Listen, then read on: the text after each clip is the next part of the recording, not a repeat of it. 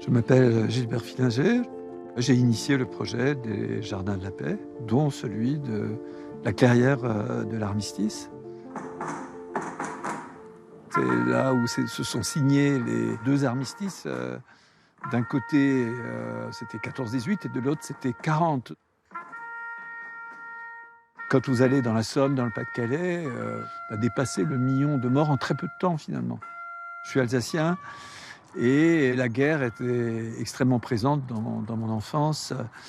J'avais une partie de famille, d'un oncle à ma grand-mère qui s'était installé en Allemagne du Nord. À force de les ennuyer, cette tante de ma grand-mère est venue me voir un soir et m'a raconté leur histoire qui était terrible. C'est là que j'ai vraiment découvert que c'était des nazis et qui adulaient Hitler. Au fond de vous-même, il y a quelque chose qu'on ne peut pas comprendre. Et de construire des jardins avec cette symbolique de la paix est absolument essentiel. Que les gens puissent se recueillir, puissent être en questionnement avec eux-mêmes. C'était plutôt cette idée de se dire, regardons le monde de demain, quelles seront les guerres de demain, quels seront les enjeux. On n'est pas dans des jardins de la mémoire. Aujourd'hui, on a cette guerre en Ukraine.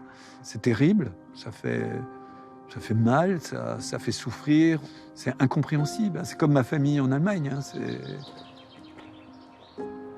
Là, on entend les oiseaux, c'est quelque chose qui existe, c'est le pouvoir de la vie.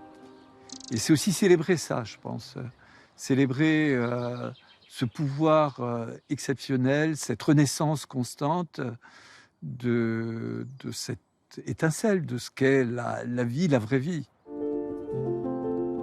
Pour moi, la vraie foi, c'est ça, c'est d'avoir confiance dans la vie. La dictature ne gagne jamais, c'est une illusion totale.